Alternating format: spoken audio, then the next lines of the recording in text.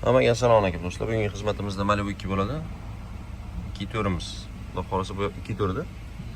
2 to'rda bo'layotgan muammosi starblik, ABS, plus motorchiklar yonib qo'yapti ekan. Fara ligirovkasi, taqa ham o'chib qolgan ekan ekamizda. Xudo xolasa shularni ham hozir обучение qilib beramiz nasib. Bo'layotgan ashkalarni mana yana foydalanayotganimiz indak bo'ladi. Polni diagnostika qildik. Polni diagnostikadan keyin biz har doim birinchi o'rinda отчетni bosamiz. Отчетni bosganimizda hamma ma'lumot chiqadi. Ya'ni yili, GM, Malibu 124 ming yurgan probek hammasigacha chiqaradi, VIN nomerlarigacha. Endi отчетni продолжать qilamizda sahranit qilib olishimiz kerak. Подтвердить, sahranit knopkani bosamiz.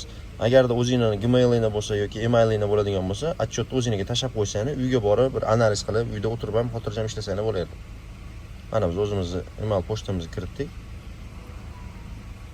Mana отправить bosib qo'yamiz. O'sha mana o'zimizga keladi bu ma'lumotlar, internet orqali keyin ko'ramiz. Xo'p, endi aytayotgan narsasi nima? Mana kislorod dachika bor ekan, напряжение kislorod. Temperatura входящего воздуhga beryapti. Xo'p, massiv расходga beryapti, DMRVga, ya'ni ashibga beryapti, DMRVga. Низкое напряжение типа датчики давления топлива deyapti. Xo'p, benzin давлениесini ham bitta o'lchab qo'yishimiz kerak ekan. ABS yonganini hisobi mana ABS'imizniki. Ko'ryapsizlar, mana o'zi aytib turibdi mana. Цепь датчика скорости вращения левый передний deyapti. Oldi chap tomonni ko'rishimiz kerak ABS datchigini. Bunisi endi получение неверной данные электронный модуль правильной тормозной системы. Qolganlari keyin BSMga taalluqli bo'lgan. Balon davleniyini umuman ko'rmayapti ekan taqalim. Bu endi nimadan keyin bo'lib qolgan-ki balon davleniya? Masalan, almashtirganmiz, o'rnini almashtirganmiz. Avariyada umuman o'qimay qo'ygan balon davleniyini. Bo'l, ularni ham ko'rib berar ekanmiz, xudo xolasa. Usletilda bor, получение kuzov. Hozirgi holatda birinchi o'rinda biz qiladigan ishimiz nima? Именно motor tomonida massiv расход DMRVni ya'ni ko'rishimiz kerak. Bu birinchi o'rinda. Nima qilishimiz kerak? DMRVni raspinovkasi bo'yicha tekshirishimiz kerak. Keyingi qiladigan ishimiz oldi chap tomon ABS datchigini ko'rishimiz kerak. Endi bunda hozir qaranglar, birinchi o'rinda mashinani o'chirib olamiz. Biz yurgizib olgandik. O'chirib turib zamon ochib olishimiz kerak. Ya'niki, любой ashibni o'chirganimizda, любой mashinada ishlaganimizda zbroslari, diagnostikalarni masalan deylik обученияларida ko'pida o'chirib turib, keyin удаление qilinadi. Mashina zamon ochib qo'ygan holatimizda, mana mashq holatda. Sababini aytaman, sababi mashq holatda удаление qilinadigan bo'lsa, keyin o'chadi. Agar zamon ochib yurib turgan holatida hamma bloklar aloqaga chiqib turgan bo'ladi, nagruska paytida o'chmaydi hech qaysi. Mana hozir bitta hammasini o'chiramizda, plus qolgan ashibkalarga qarab kurashayveramiz, xudo xolasa.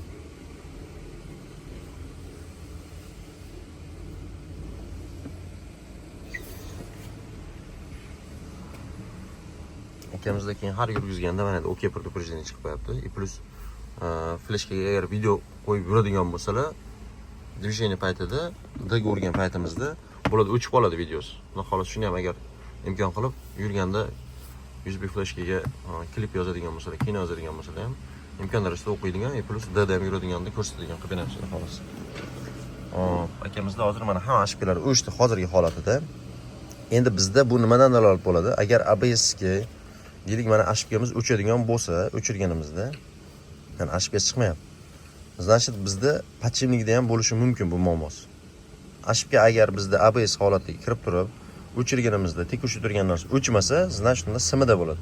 Lekin hozirgi ABS dagisi ko'proq подшипник tomoniga, oldi chap tomon подшипникni ko'rsatishga to'g'ri keladi. Chunki hozir ashibkasi o'chdi. Simida muammo bo'lganda o'chmasdi. Hop, motornida tekushi qolganini hozir ko'ramiz. Tekushi низкое напряжение датчик давления топлива. Hop, buni ham bitta o'lchashimiz kerak ekan, benzin nasos davleniyasini. Hop, keyingi qolganlarimiz датчик дождя deyapti. Hop, датчик давления право задней шины низкое deyapti. Uterish связи датчик давления солнца. Laboy ham almashganmi? Laboy almashganda датчик дождя o'chib ketgan ekanda, endi uni ham bitta ko'rib qo'yamiz simini. Datchikni yulib olishi mumkin-da. Shunisining hisobi bor. Bo'ldi, hozirgi holatda biz qiladigan ishimiz birinchi motornida davleniyasini o'chirganmiz. Buni sxematiya orqali ko'rsang bo'ladi, xudo xolasa. Yo'q, masalan, mana shu zindak o'zida ham ko'rsa bo'ladi. Ekoga kiramiz. Hop, xuddi bosamiz. Start stop bilan оборудование, avtomat tanlaymiz. Hop, endi ba'zida informatsiya, чтение, сброс, поток данных degan поток данных kiramiz biz har safar. Bizga masalan deylik, zaslonka tozaladik, boshqa ish qilgan bo'lsak, mana spetsialniy funksiyada получение данных yoki сброс funksiyasi. Zaslonka tozalasak, сброс funksiyasiga kiramiz. Получение данныйda коленвал, холостой xodlar o'shalarga mana получение данных холостой xod, pedal tormoz, ya'ni kolenvalda ham opsiya. Kolenval opsiyasini qachon qilinadi? 0315 kolenval almashsa yoki da programmerni qilinadigan bo'lsa, yangi haligi miya yangi qo'yib turib qilinadigan bo'lsa. Endi сброс funksiyalarida mana ko'chani gradusi, Deylik, masalan, mana 14 gradusimiz yo'q qoladi, vantirda turadigan datchilarimiz shunda обновление qilinadi. Mana u zaslonkaning обучениесі bo'ladi mana. Сброс, компенсация расхода воздуха при холостых оборотах. Mana shu zaslonka обучениесі, сброс. Bo'ladi shunaqa bo'ladi. Skamatida обучение XX deb qo'yadi. Shunda adashmasligini so'rab qolamiz. Поток данные kiramiz. Bizga endi motor holatini bilishimiz uchun mana данные двигателя, bu motor holatga taalluqli. Hop, sistema zapuska mana. Bu пропуск зажигания deyapti. Bizga endi давление топлива, imkon darajasida давление топлива bitta kirib turib, agar mana shu joydan topa olsak, mana shu orqali ko'rib qolamiz. Датчик давления коллекторы, абсолютное давление, mana. Датчик давления топлива mana bizda 0 turibdi. Bizda 0 turmasligi kerak. Shu yurgizganimizda imkon darajasida bilganlar kommentariyga yozib yuboringlar, Malibu 2 ni davleniyasi nechi bo'lishini. Mana shu давление топлива nechi bo'lishi kerak Malibu 2 da. Bilganlar kommentariyga yozib qo'yasizlar kerak. Ko'p ham qiynamaymiz. Endi bu davleniyasi o'zi asli 4 gacha bo'lishi kerak. 3.7 4 gachasi norma hisoblanadi. Undan past bo'ladi.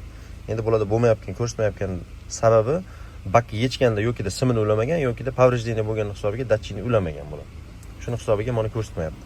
Bizda asli bu 4 bo'lishi kerak. Endi massiv расходimiz ham 0 bo'lib qolgan, mana ko'ryapsizlar. Bu ham bitta muammo. Massiv расходni simini ham bitta ko'rishimiz kerak. Ular qaysi tomonga bo'lgan? Chap 10 tomonga bo'lgan. 10 tomonga bo'lgan bo'lsa, miyani ko'p simlari shaydan o'tadi. Endi данные двигательga ham kiramiz. Barometrическое давление qayda?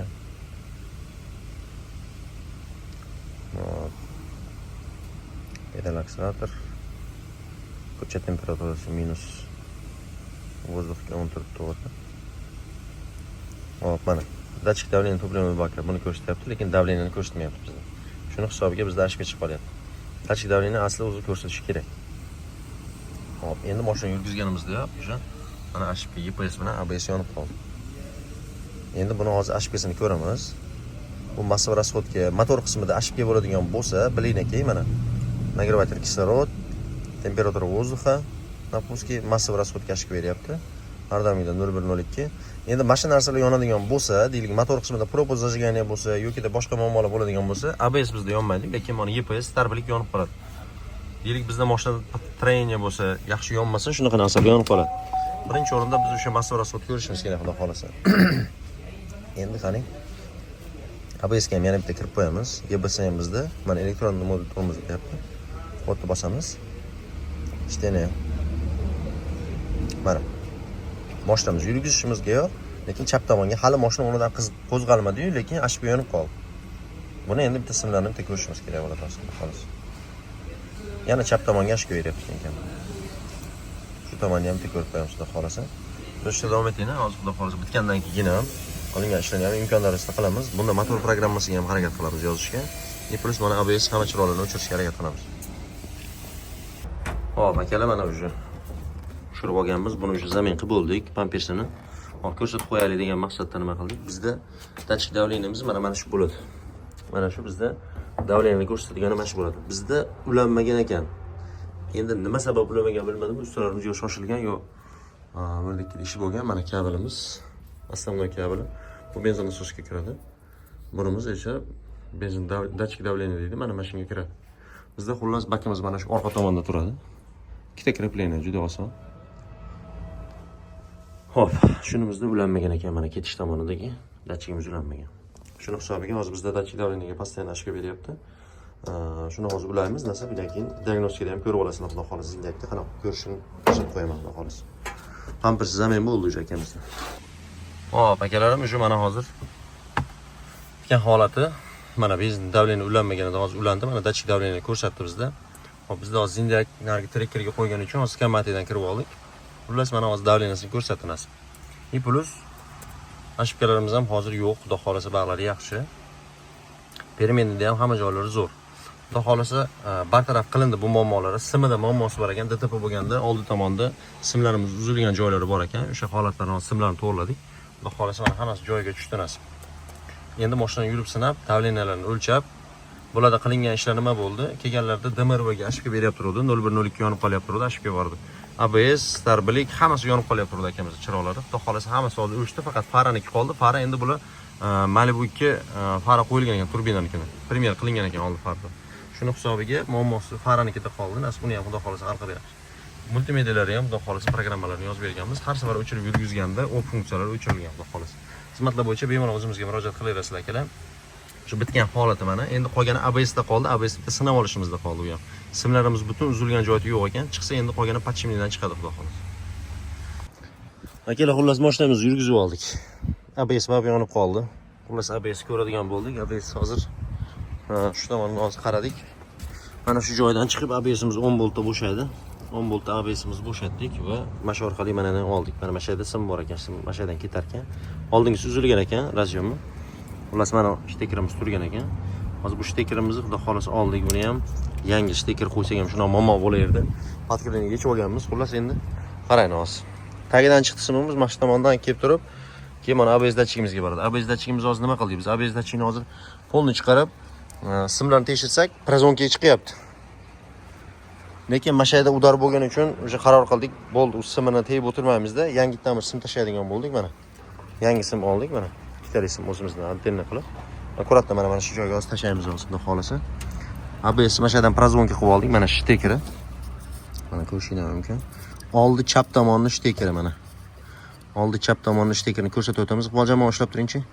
Har bitta simimiz ABS yaxshi tomoni skrutka bilan keladi. Mana bunga o'xshab, kanshinaga o'xshab mana bir-biriga oq ko'kka o'xshab o'ralib keladi.